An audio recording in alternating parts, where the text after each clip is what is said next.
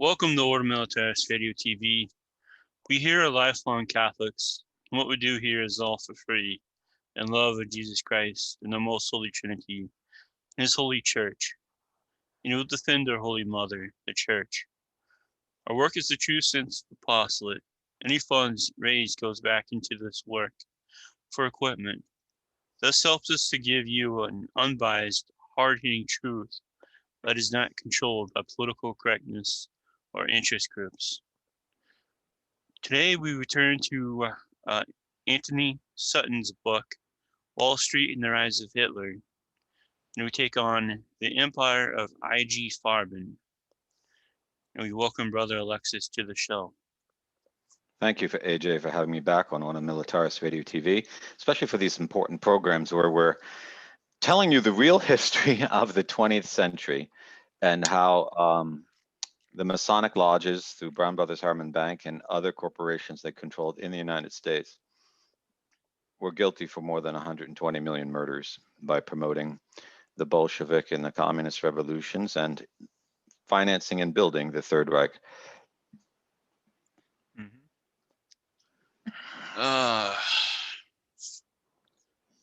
You're gonna here's some things that you're gonna be like, you're gonna be shocked, to say the least. So let's get to it. Okay, so where does what is IGB Farben? What is the name of this company? What is it? Well, he starts off with a little quote from Senator Homer T. Bone to the Senate Committee on Military Affairs, June 4th, 1943. Farben was Hitler, and Hitler was Farben.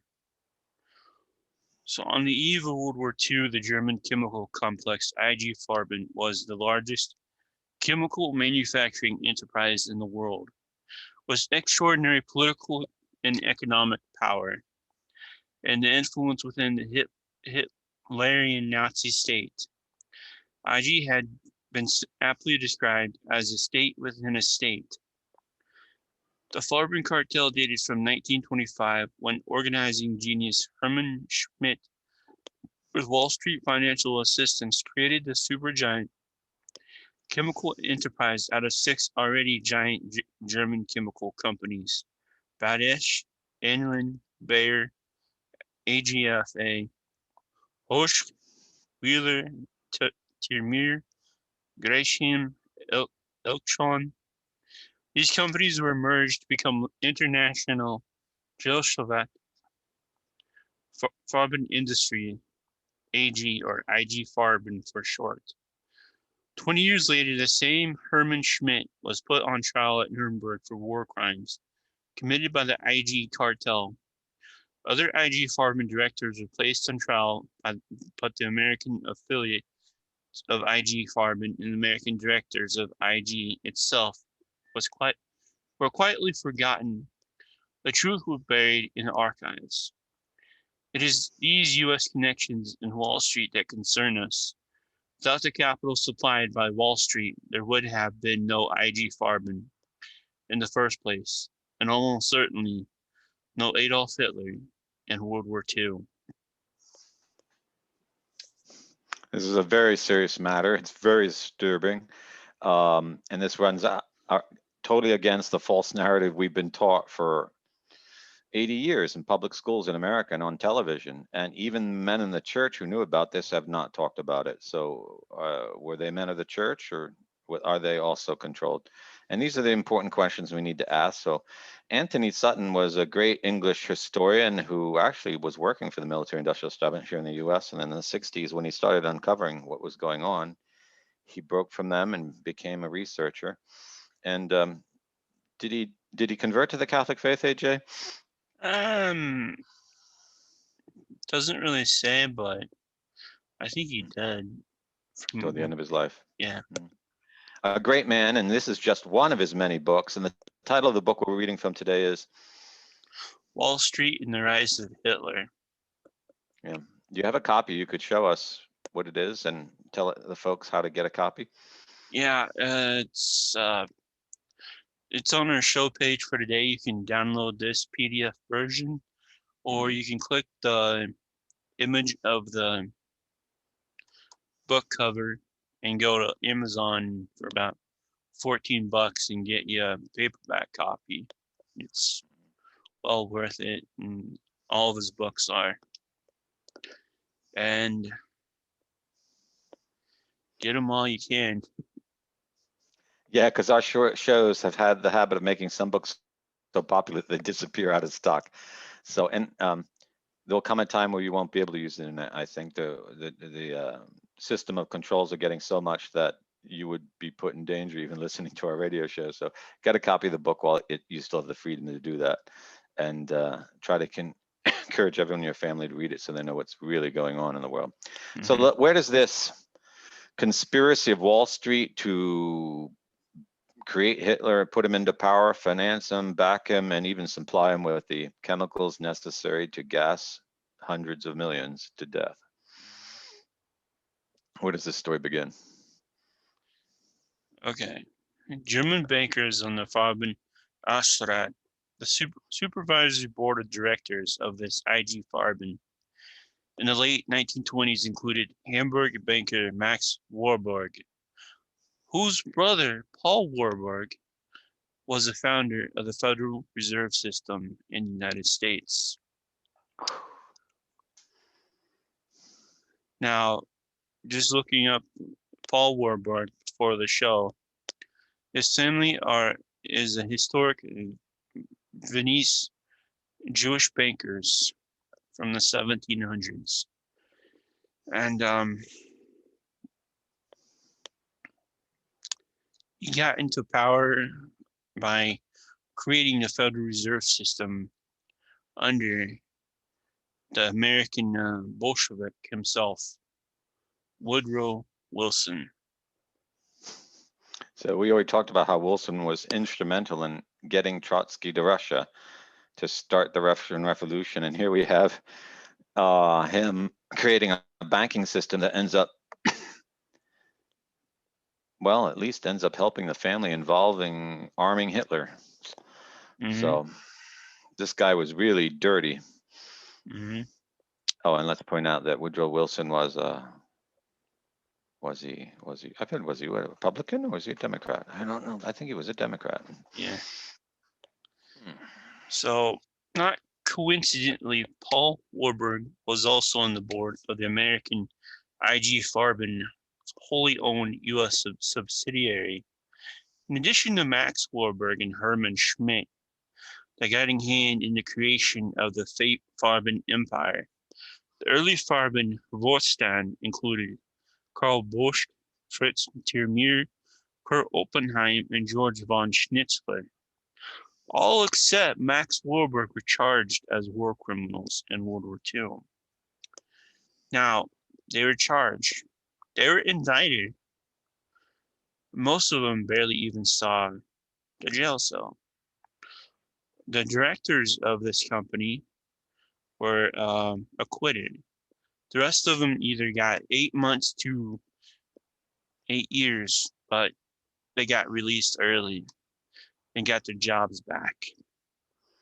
So even if you took the lowest estimate of Jews who were killed in concentration camps at 250,000, then they just got a few days for every Jew they kill at most, if any punishment at all. Yep. That's the power of the lodge, because these people were financed and operated by Masonic banks.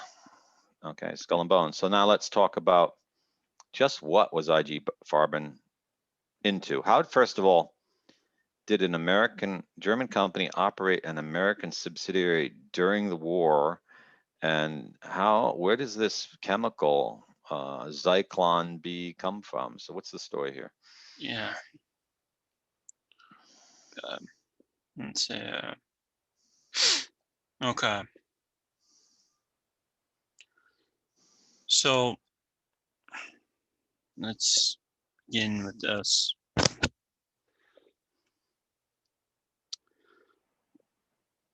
I need to make sure we get this Swiss. Okay. Here we go. In 1928, the American holdings of I.G. Farben, the Bayer Company, General Inline Works, Agaf Ansco, Winthrop Chemical Company, were organized into the Swiss holding company I.G. Chemic. Controlled by I.G. Farben in Germany, in the following year, these American firms merged to become the American I.G. Chemical Corporation, later renamed General Inline and Film. Herman Schmidt, the organizer of the I.G. Farben in 1925, became the prominent early Nazi and supporter of Hitler, as well as the chairman of the Swiss I.G. Chemic and president of the American I.G. Farben complex, both in Germany and the United States, and developed into the integral part of the formation and operation of the Nazi state machine, the Wehrmacht and the SS. So this sounds just like what we were talking about in our previous program, how Brown Brothers Harriman financed Thyssen to take over the coal and steel industry and support the German war machine, and how this Thyssen personally supported Hitler. Here we have another German conglomerate financed out of New York City that the leader of the company is financing Hitler. I mean, does that sound like a coincidence? No, it doesn't. So what were they involved in when all these, what was this conglomerate involved in?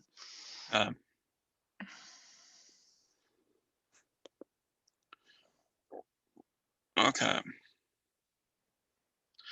The Farben Empire owned its own coal mines, its own electrical power plants, iron and steel units, banks, research units, numerous commercial enterprises. There were over 2,000 cartel agreements between the I.G. and foreign firms, including Standard Oil of New Jersey, DuPont, Alco, Dow Chemical, and the others in the United States. The full story of I.G. Farben and its worldwide activities before World War II can never be known, as the key German records were destroyed in 1945 in anticipation of Allied victory. However, one post-war investigation by the U.S. War Department concluded that without I.G.'s immense productive facilities, its intense research, and vast international affiliations, Germany's prosecution of war would have been unthinkable and impossible. Farben not only directed its energies toward arming Germany, but concentrated on the weakening her intended victims. In this double-barreled attempt to expand the German industrial potential for war and to restrict that of the rest of the world was not conceived and executed in the normal course of business. The proof is overwhelming that I.G. Farben officials had full prior knowledge of Germany's plan for world conquest and of each specific aggression act later undertaken. So all these little things,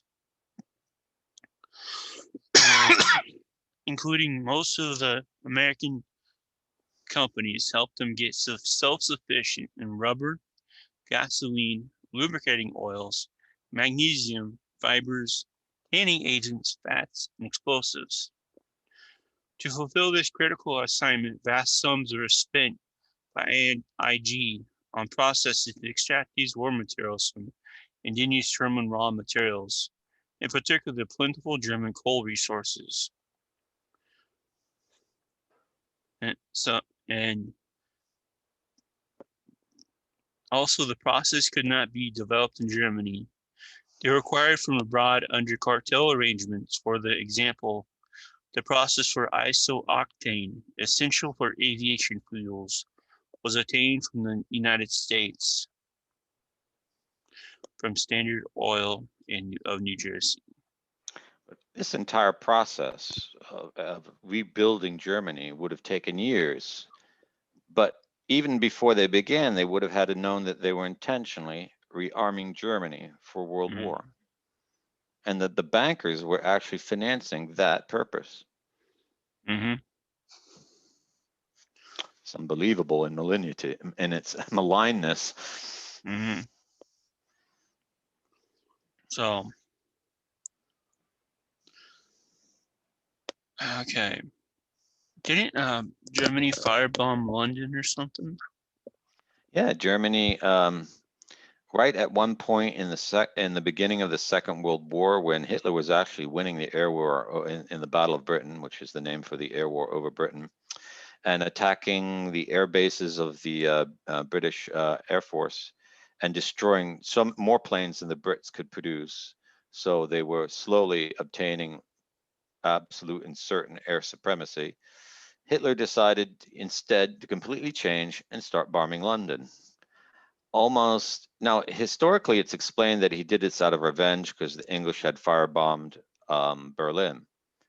But now, when you look on it from how Germany was financed and built up by this Masonic bank alliance in the United States, you almost have the impression that he was told to change his strategy because he was never intended to win the war, or he wasn't allowed to win the war. That wasn't the purpose of what he was doing.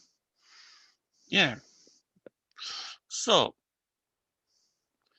they got all this, and all this other stuff, gasoline, specialized gasoline stuff so they can fly their planes. But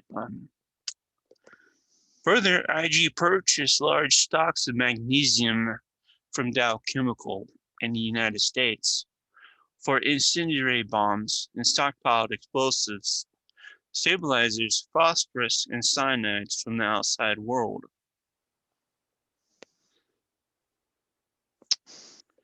So anyone would know these things would be used for war, and they're selling them to Germany.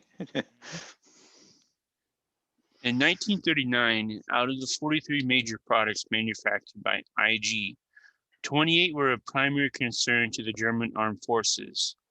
Farben's ultimate control of the German war economy, acquired during the 1920s and 30s, with Wall Street assistance, can be best asserted by examining the percentage of German war material output produced by Farben plants in 1945. Farben at the time produced 100% of German synthetic rubber, 95% of the German poison gas, including all Zyklon B gas used in the concentration camps.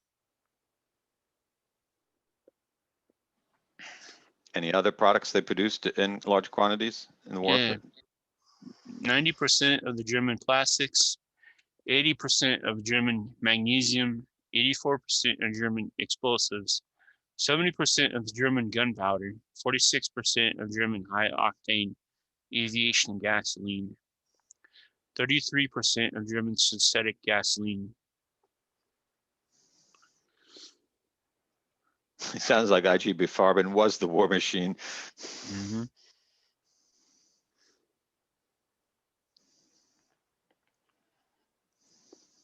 What else does Mr. Sutton discover in his investigation about IG Farben? Yeah.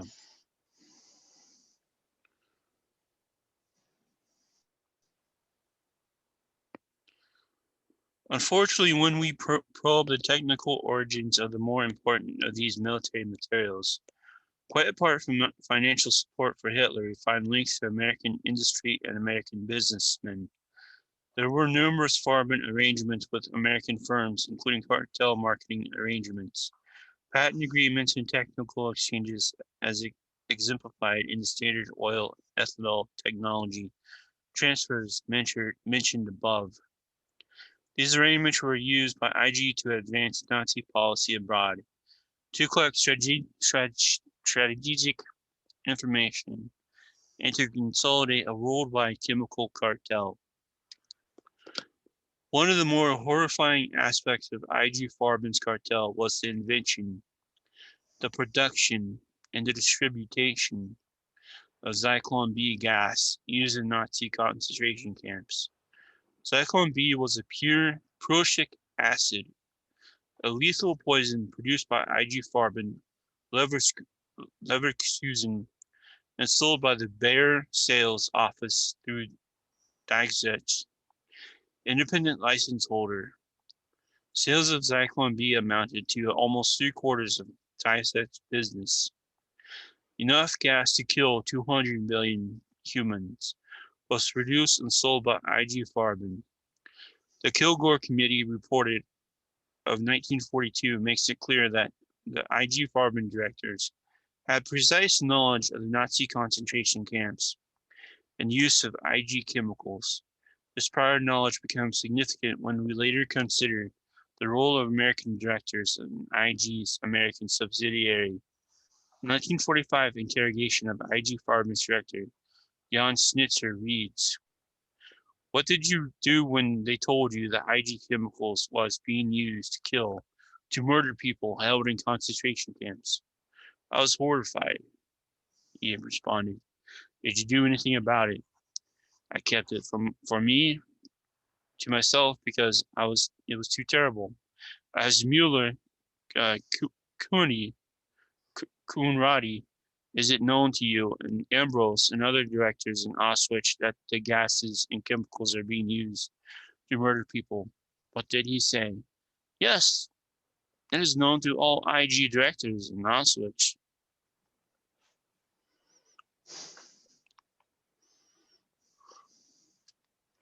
This is a very important testimony because you have a lot of neo-Nazis on social media claiming that Zyklon B wasn't being used to kill. Well, if it wasn't being used to kill, then an officer of the corporation certainly wouldn't have given that testimony at Nuremberg. He admitted it was being used to kill. It's actually invented as an insecticide, okay, to gas insects. But of course, like most lethal things, if you use it in high enough doses, it can kill humans too. And that probably explains why they produced enough to kill 200 million, but obviously didn't kill 200 million. They were using it for other purposes too, like disinfection, like delousing, okay, and things of that sort. Yeah. There was no attempt by I.G. Farben to halt productions of the gases, a rather ineffective way for von Schnitzler to express any concern for human life, because it was too terrible. The Berlin Northwest 7 office of I.G. Farben was the key Nazi overseas espionage center. The unit operated under Farben director Max Igler, nephew of I.G. Farben's president, Herman Schmidt.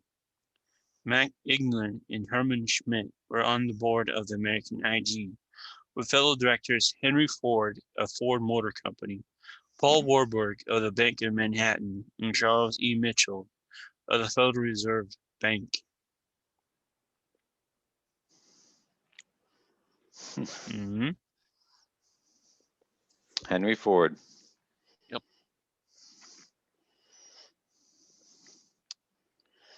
At the outbreak of war in 1939, the Wahl employees were ordered into the Wehrmacht, but in fact continued to perform the same work as when normally under I.G. Farben. One of the more prominent of these Farben intelligence workers in the Northwest 7 building was Prince Bernard of the Netherlands, who joined Farben in the early 1930s after completion of an 18-month period of service in the black uniform SS. The prince was a member of the Waffen SS. Mm-hmm. What a traitor.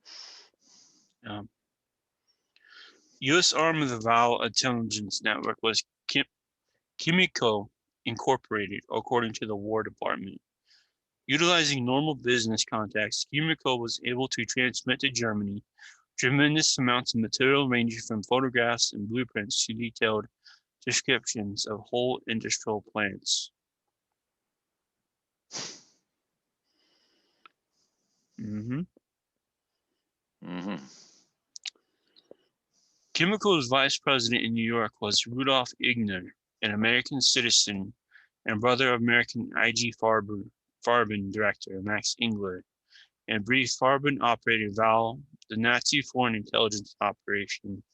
For World War II, and the Wahl operation was associated with prominent members of the Wall Street establishment through American I.G. and Chemical. Yeah, and considering how wealthy they were, and the fact that they financed Germany and built these companies, it seems that they were willingly providing information to the Nazi spy network. And this sheds light on the decision by the Skull and Bones man under was it Roosevelt, I believe, to found the CIA and recruit the Nazi spy network because the banks in New York were already part of the Nazi spy network. Yeah. Interesting. U.S. War Department also accused I.G. Farben and his American associates of spearheading Nazi psychological and economic warfare programs through dissemination of propaganda via Farben's agents abroad and providing foreign exchange for the Nazi propaganda. Farben's cartel arrangement promoted Nazi economic warfare. The outstanding example being the voluntary Standard Oil of New Jersey restriction on development of synthetic rubber in the United States on the behest of I.G. Farben, as the War Department reports put it. The story, in short, is that because of Standard Oil's determination to maintain an absolute monopoly of synthetic rubber developments in the United States, it fully accomplished I.G.'s purpose of preventing United States production by dissuading American rubber companies from undertaking independent research in developing synthetic rubber processes.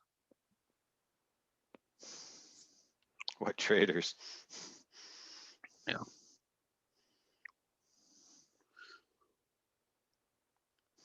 In 1945, Dr. Oscar Luer, deputy head of the IGT Bureau, confirmed that I.G. Farben and Standard Oil in New Jersey operated a preconceived plan to suppress development of the synthetic rubber industry in the United States to the advantage of the German Wehrmacht and the disadvantage of the United States in World War II. Dr. Luer's testimony reads in part as follows. Question. Is it true that while delay in divulging the Buna synthetic rubber processes to American rubber companies was taking place, Jimico and Jasco were in the meantime keeping IG well informed in regards to synthetic rubber development in the U.S.? Yes. Question. So all the time, IG was fully aware that the state of development of American synthetic rubber industry? Yes. Were you present at the Hague meeting wherein Mr. Howard of Standard Oil went there in 1939? No. Who was present? Mr. Ringer, who was accompanied by Dr. Brown of Ludwigshafen. Did they tell you about the negotiations? Yes, as far as they were on Buna part of it. Is it true that Mr. Howard told IG at this meeting that the developments in the U.S. had reached such a stage that it would be no longer possible for him to keep information in regard to the Buna processes from the American companies? Answer. Mr. Ringer reported it. Question. Was it at that meeting for the first time Mr. Howard told IG the American rubber companies might have to be informed of the processes, and he assured IG that Standard Oil would continue the synthetic rubber industry in the U.S.? Is that right? Answer. That is right. That is the knowledge I got through Mr. Ringer.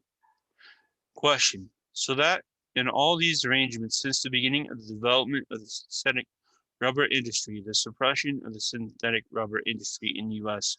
was part of the preconceived plan between IG on the one hand and Mr. Howard of Standard Oil on the other? Answer. That is a conclusion that must be drawn from the previous facts.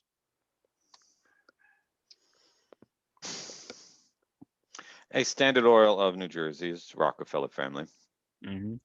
who are Freemasons and Skull and Bones. So we have Skull and Bones fingers over all this. Woodrow Wilson, Brown Brothers Harriman, Thyssen, the Federal Reserve Bank. Yeah. I.G. Farben was pre-war Germany's largest earner of foreign exchange. This foreign exchange enabled Germany to purchase strategic raw materials, military equipment, and technical processes, and to finance its overseas programs of espionage, propaganda, and varied military and political activities preceding World War II. Acting on behalf of the Nazi state, Farben broadened its own horizon to the world scale, which maintained close relations with the Nazi regime and the Wehrmacht. Oh dear Lord. Help me with this German name. They don't give me abbreviation. A liaison office, the Vermittlungsstil W. Okay, that's good. Was established to maintain communication between I.G. Farben and the German Ministry of War. The aim of this work is the building up of a tight organization for armament in the I.G., which could be inserted without difficulty in the existing organization of the I.G. Individual plants. In the case of war, I.G. will be treated by the authorities concerned with armament questions as one big plant which, in its task for armament, as far as it is possible to do so from a technical point of view, will regulate itself without any organizational influence from outside the work in this direction, was in principle agreed upon with the Ministry of War, and from this office with the Ministry of Economy, to the field work of the Vermittlungsstelle W. belongs, besides the organizational setup and long-range planning, the continuous collaboration with regard to armament and technical questions with the authorities of the Reich and with the plants of the I.G. It's like a state-run operation. They're so well integrated with the government. Integrated with a government that killed 40 million people. Yep. And that war office was destroyed prior to the end of the war. Oh, how convenient is that? Mhm. Probably by an American bombing plane. Yeah. Although it is known from other sources that from 1934 onwards, a complex network of transactions evolved between I.G. and the Wehrmacht. In 1934, I.G. Farben began to mobilize for war, and each I.G. plant prepared its war production plans and submitted the plans to the Ministry of War and Economics. By 1935-1936, war games were being held at I.G. Farben plants and wartime technical procedures rehearsed. These war games were described by Dr. Strauss, head of the Secretariat of I.G. Technical Committee. It is true that since 1934-1935, soon after the establishment of the Vermittlungsstelle W and the different works, theoretical war plant games had been arranged to examine how the effect of bombing on certain factories would materialize. It was particularly taken into consideration what would happen if a 100 or 500 kilogram bombs would fall on certain factories, and what would be the result of it. It is also right that the word Kriegspell was used for it. Kriegspell were prepared by Mr. Ritter and Dr. Eco, later on partly by Dr. Jan Bruning by personal order on Dr. Kraut's own initiative or by the order of the Air Force. It is not known to me the tasks were partly given by the Vermittlungsstelle W and partly by the officers of the Air Force. A number of officers of all groups of the Wehrmacht, Navy, Air Force, and Army participated in the Kriegspiel. The places which were hit by bombs are marked in the map of the plant so that it could be ascertained which parts of the plant were damaged, for example, a gas meter or important pipeline. As soon as the raids finished, the management of the plant ascertained the damages and reported which part of the plant had to stop working. They further reported what time would be required in order to repair the damages. In the following meeting, the consequences of the Kriegspiel were described and was ascertained that in the case of Luna plant, the damages involved were considerably high, especially if it was found out that alterations of the pipelines were to be made at considerable cost.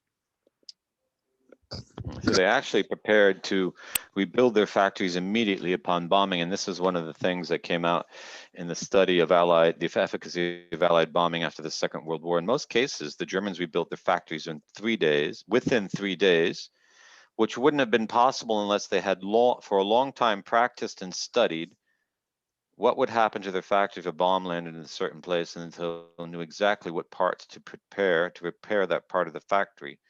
And as Sutton has discovered, it takes years of planning in advance. So Hitler didn't decide and go to war in 1939. He decided as soon as he came to power to go to war, and he got all the technical backing from Wall Street and its invested companies. Mm-hmm. Okay.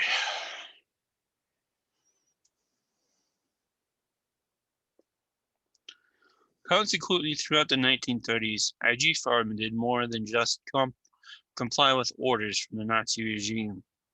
Farben was the initiator and operator for the Nazi plans for the world conquest. Farben acted as research and intelligence organization for the German army and voluntarily initiated Wehrmacht projects. In fact, the army only rarely had to approach Farben.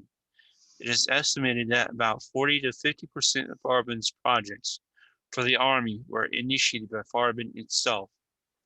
In brief, in the words of Dr. von Schnitzler, thus, in acting as it had done, I.G. contracted a great responsibility and constituted a substantial aid in the chemical domain and decisive help to Hitler's foreign policy, which led to war and to the ruin of Germany. Thus, I must conclude that I.G. is largely responsible for Hitler's policy.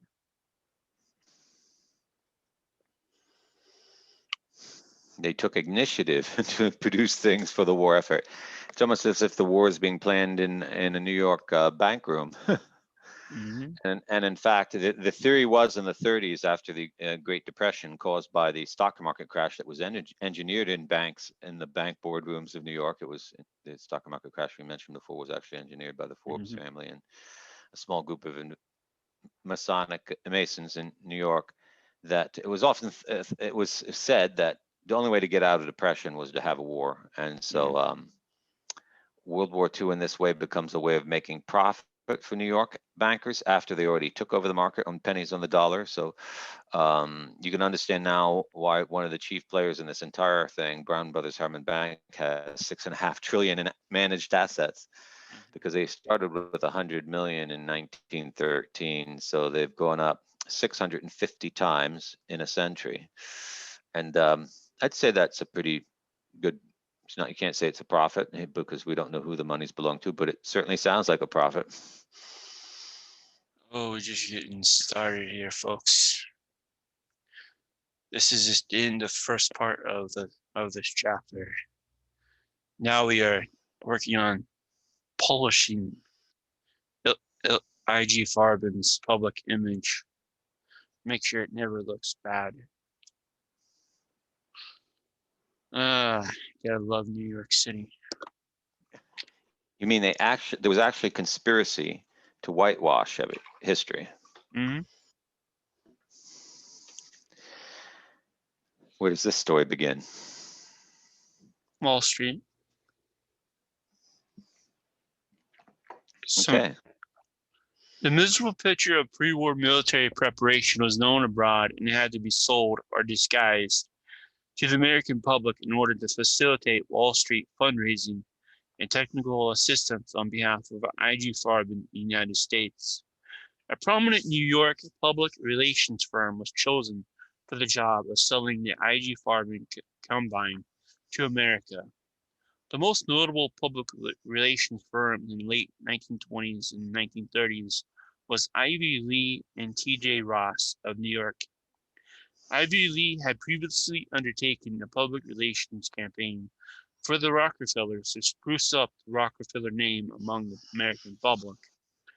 The firm had to also produce a sycophantic book entitled USSR, undertaking the same cleanup task for the Soviet Union, even while Soviet labor camps were full blast in the late 20s and early 30s. They're behind whitewashing both their investments. Mhm. Same firm, Rockefeller, and that's Skull and Bones. Yep. From 1929 onwards, Ivy Lee became Public Relations Counsel for I.G. Farben, United States. In 1934, Ivy Lee presented testimony to the House Un-American Activities Committee on this work for Farben. Lee testified that I.G. Farben was affiliated with American Farben firm. The American I.G. is a holding company with directors such as people as Edsel Ford, Walter Teagle, and one of the officers of the city bank. Lee explained that he was paid $25,000 per year under a contract made with Max Igler of I.G. Farben. His job was to counter criticism leveled at I.G. Farben within the United States. The advice given by Ivy Lee to Farben on this problem was acceptable enough. In the first place, I have told them that they could never in the world get the American people to reconcile to their treatment of the Jews. That was just foreign to the American mentality and could never be justified in American public opinion, and there was no use trying. In the second place, anything that savored of Nazi propaganda in this country was a mistake not to be undertaken. Our people regarded it as meddling with American affairs, and it was a bad business. That was his testimony. So here's a publicity company that knew they were working for a German corporation that totally supported the racial discrimination and persecution of the Jewish people in Germany, and yet they still work for the company. They still took the contract. And it goes on. Gets worse. Oh yeah. Oof. The initial payment of $4,500 to Ivy Lee under this contract was made by Herman Schmidt, chairman of I.G. Farben in Germany. It was deposited in New York Trust Company under the name I.G.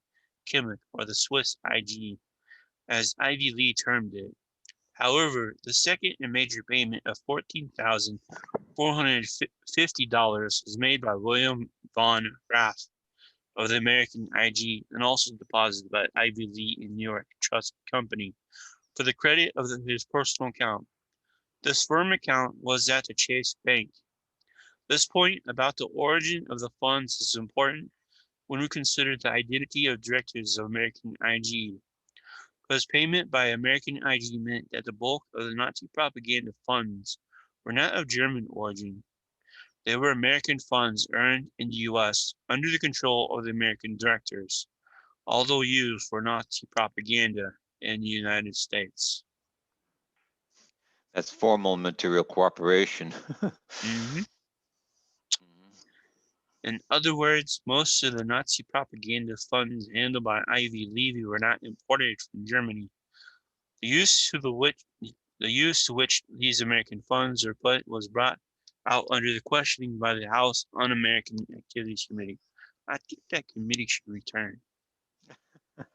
Boy, so not only did American bankers finance, organize, plan, promote, support, put in power, and create the Hitler and the Nazi war machine, they even used their money to promote Nazi propaganda in the United States before the war.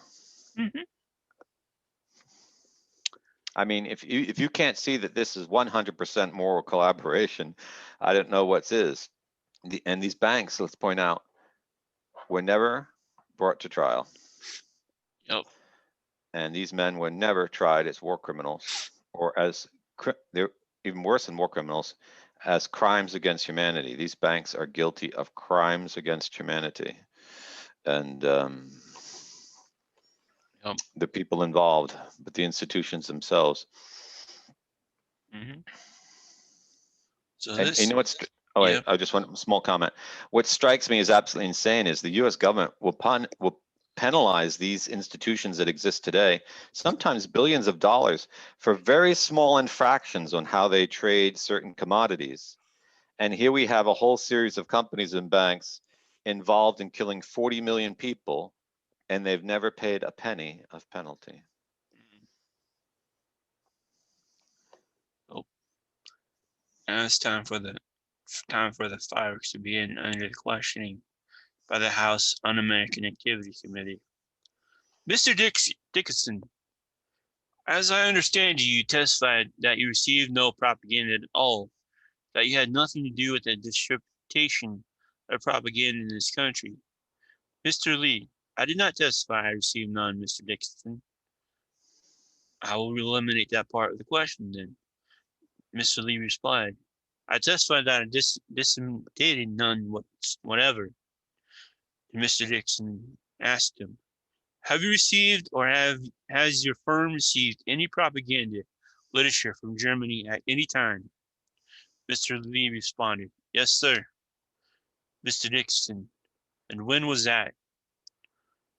Mr. Lee responded, oh, we have received, it is a question of what you call propaganda. We have received an immense amount of literature.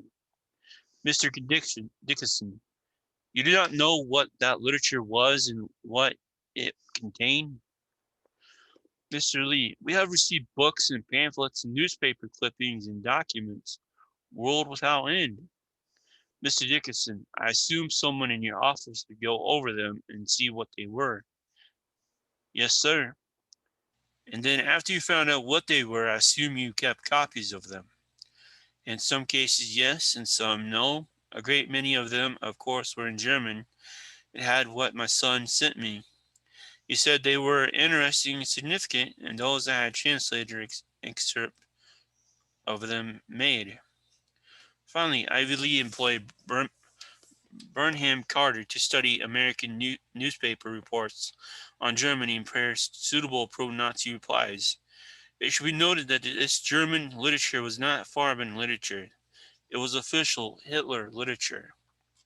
And the question continues. In other words, you receive this material that deals with German conditions today. You examine it and you advise them. It has nothing to do with the German government. Although the material, the literature, is official literature of the Hitler regime. That is correct, is it not? Mr. Lee replies, well, a good deal of the literature was not official. It was not IG literature, was it? No, IG sent it to me. Can you show us one scrap of paper that came in here that had anything to do with IG? Oh yes, they issued a good deal of literature, but I did not want to beg the question. There's no question whatever that under their authority, I have received an immense amount of material that came from the official and unofficial sources. Exactly. In other words, the material that was sent here by IG was material spread. We call it propaganda, by authority of the German government. But the distinction that you make in your statement is, as I take it, that the German government did not send it directly, that it was sent to you by the IG, right? It had nothing to do with their business relations just now. That is correct. End of testimony.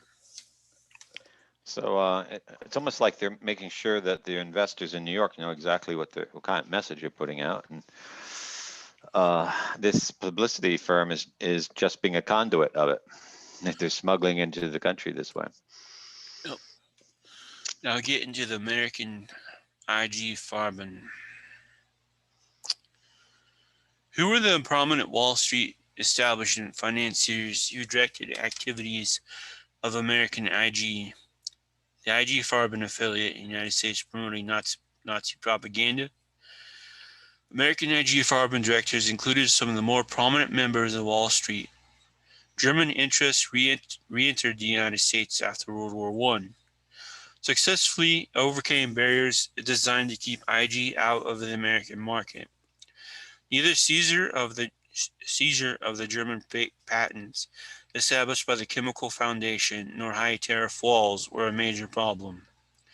By 1925, General Dyestuff Corporation was established as the exclusive selling agent for products manufactured by Gasly Dyestuff, renamed General Inline Works Incorporated in 1929. and imported from Germany. The stock of General Inline Works was transferred in 1929 to American I.G. Chemical Corporation, and later in 1939 to General Inline and Film Corporation, into which the American I.G. and General Airline Works were merged. American I.G. and its successors, General Inline Film, is the unit through which the control of I.G.'s enterprises in the U.S. was maintained. The stock authorization of the American I.G. was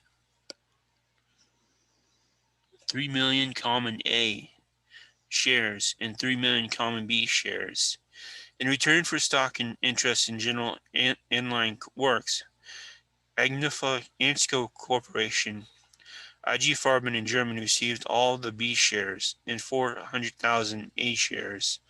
$30 million of convertible bonds were sold to the American public and guaranteed as principal and interest by the German I.G. Farben, which received an option to purchase an additional 1 million A shares.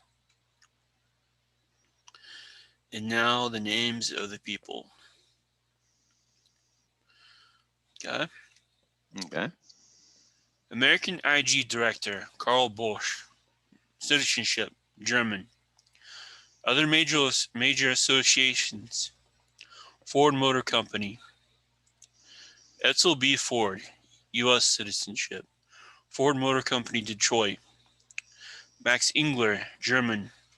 Director of I.G. Farben, Northwest Building 7, Intelligence Office. Guilty at Nuremberg War Crimes Trial.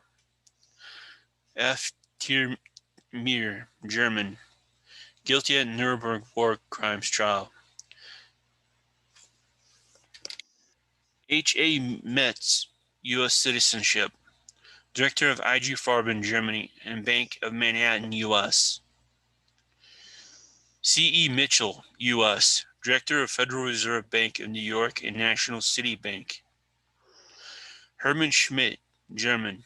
On board of I.G. Farben, President, German Deutsche Bank, Germany, and Bank for International Settlements. Guilty at Nuremberg War Crimes Trial. Walter Teagle, U.S. citizen. Director, Federal Reserve Bank of New York and Standard Oil of New Jersey. Stop. The Federal Reserve Bank of New York is right across the street from Brown Brothers Harriman. And the Bank of International Settlements was founded by, as we already heard, Skull and Bones activists in D.C. and and it received all the stolen good the Nazis stole from banks around Europe when they conquered. Yep. W.H. Jan Rath, naturalized U.S. citizen.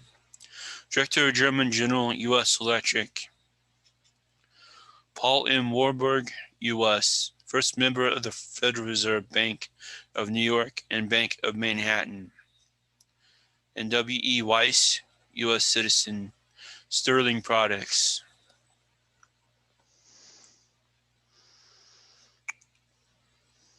Highly connected individuals for this American subsidiary. It shows you it was an operation of the New York bankers, the highly placed ones. And does it continue? Oh, yeah. He also puts in the footnotes. Walter Duisberg, U.S. citizen. W. Grief, U.S. citizen. Adolf Kutoff, U.S. citizen, were also directors of American I.G. Farben at this period.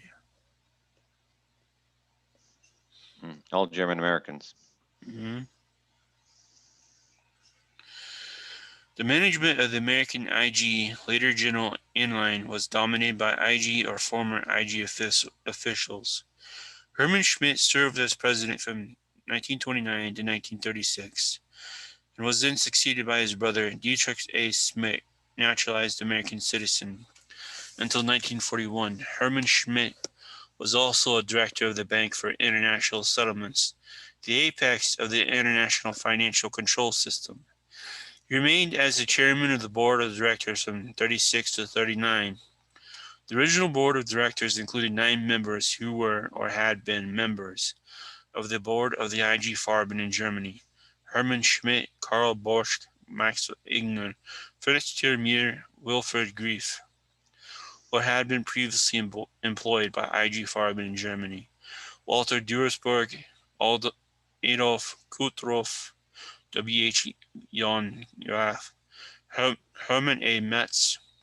Herman A. Metz was an American citizen, a staunch Democrat in politics, and former comptroller of the city of New York. At 10th, W.E. Weiss had been under contract to I.G. Directors of the American I.G. were not only prominent in Wall Street and American industry, but more significantly were drawn from a few highly influenced institutions: the Federal Reserve Bank, Ford Motor Company, Bank of Manhattan, and Standard Oil of New Jersey. Institutions over which Rockefellers had influence. Mm-hmm.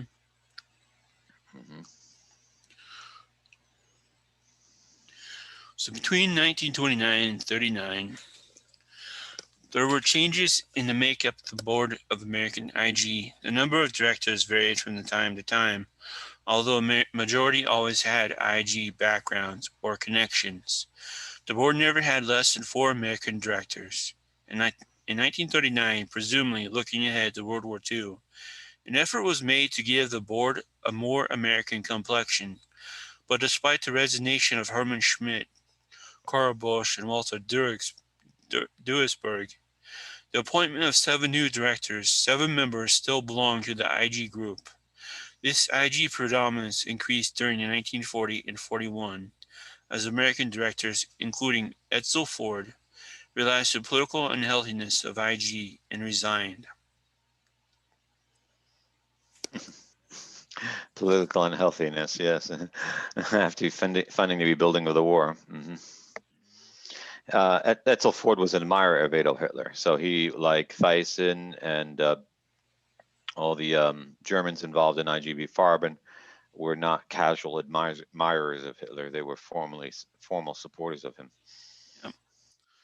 In the last paragraph, several basic observations can be made from this evidence.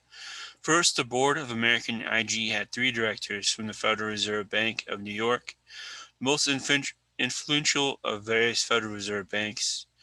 American I.G. also had interlocks with Standard Oil of New Jersey, Ford Motor Company, Bank of Manhattan, later become the Chase Manhattan, and AEG, German General Electric. Second, 3 members of the board of American I.G. were found guilty at Nuremberg war crimes trials. These were the German, not the American members. Among these Germans was Max Igler, director of I.G. Farben, the Northwest 7th Office in Berlin, i.e., the Nazi pre-war intelligence office. If the directors of the corporations are collectively responsible for the activities of the corporation, the American directors should also have been placed on trial at Nuremberg along with the German directors. That is, if possible, if the purpose of the trials was to determine war guilt. Of course, if the purpose of the trials had been to divert attention away from the U.S. involvement in Hitler's rise to power, they succeeded very well in such an objective. You know, as we read this story, I'm beginning to worry about something because we are currently watching what's going on in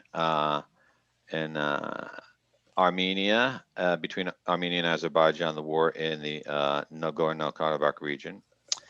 And the chief nonprofit organization that's raising money for sustainable development in the Artsakh Republic has recently claimed to have raised $70 million in just a few days. Mm-hmm. And where do they have their bank accounts? Right. Chase Manhattan Bank, Oh, which is the very bank we're talking about in this financing of Adolf Hitler. mm-hmm. And Azerbaijan is heavily invested in Standard Oil affiliates. So here we have a case where the Rockefeller family is financing both sides of the conflict, and by means of these funds, presumably has agents in both countries. Mm-hmm. Yeah.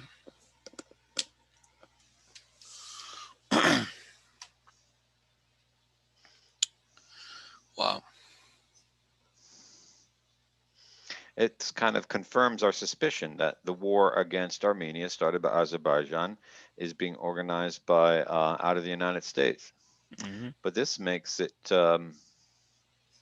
probable that it's being organized out of New York City by the same group that was involved in organizing the Second World War. Yep. This is very disturbing because is this just a war in Armenia, or are they trying to start a world war? I guess they want another world war. Well, considering how many millions of people they've already killed in the Second World War, I think you could speculate that that might be what they're up to, because now Turkey is importing vast numbers of terrorists from Armenia in attempt to clearly destabilize what's going on here and to push the conflict to more dangerous heights. Yep. Syria, but they're not Armenia, but from Syria, but they're also working with the terrorists in Afghanistan to get them over there too. So Oh yeah, they made an agreement with Afghanistan. I stand corrected. so yeah. It was this is very worrisome. Does Anthony Sutton tell us more about the cooperation between the American affiliate and the German? Well, this is the end of the chapter. Okay. Now we've showed, here's another absolutely clear example. The New York bankers involved in the building of the German war machine, the supporting of Adolf Hitler, and how they got away with it. Hmm. Showing how much absolute control they had. Remember, as we said before, Skull and Bones there was a Skull and Bones man who was Secretary of Commerce under Roosevelt, Hmm. and he probably had a strong hand in directing what would be and what would not be bombed in Germany through the Skull and Bones. So, well, Skull and Bones' fingerprints are all over this, and I think we have to rewrite history and say that Germany was not an economic miracle after the First World War. It was a Skull and Bones operation to start a world war, so they could profit and buy things pennies on the dollar. What people say, well, what would be the purpose of New York bankers to start a world war? And one could speculate about on many things, but we have to remember that the U.S. government went to debt $56 billion after the Second World War, and they borrowed that money from U.S. banks. And so if you were a little bank that was founded with a $100 million investment in 1913, and you could start loaning tens of billions to the U.S. government, you could become very wealthy very quick. Uh, Yep. Yep. So the next chapter is on General Electric. Why don't we hold this off for next week, AJ?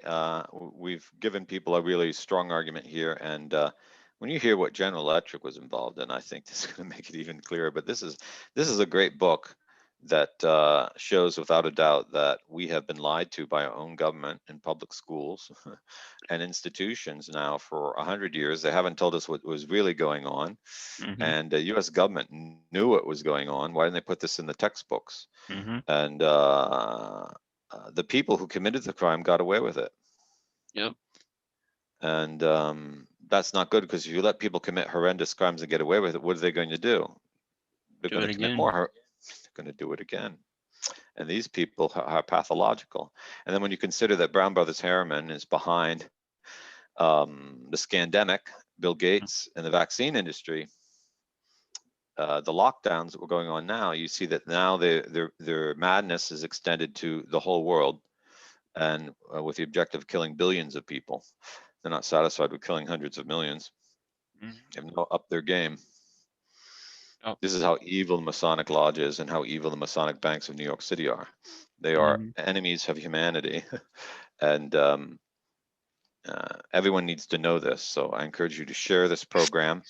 We here at Ordo Militaris Radio TV, everything we do is so that you know the truth, and know how to defend yourself and know who to defend yourself from. And hopefully this program's given you a lot of useful information. And if you like the programs at Ordo Militaris Radio TV, please come to the page of any of our programs on Ordo Militaris Radio. There's a button at the bottom, make a free will gift donation, one time or recurring. And those funds are used only to buy equipment for this apostolate and pay its bills, because we have internet access bills and software rental bills and things like that. So this will help us grow the apostolate and do even more informative programs to help you live your Christian faith free from control of the Masonic Lodge. Yep. Whew. This is Ordo Militaris Radio TV signing off. Deus Volt. Deus Volt.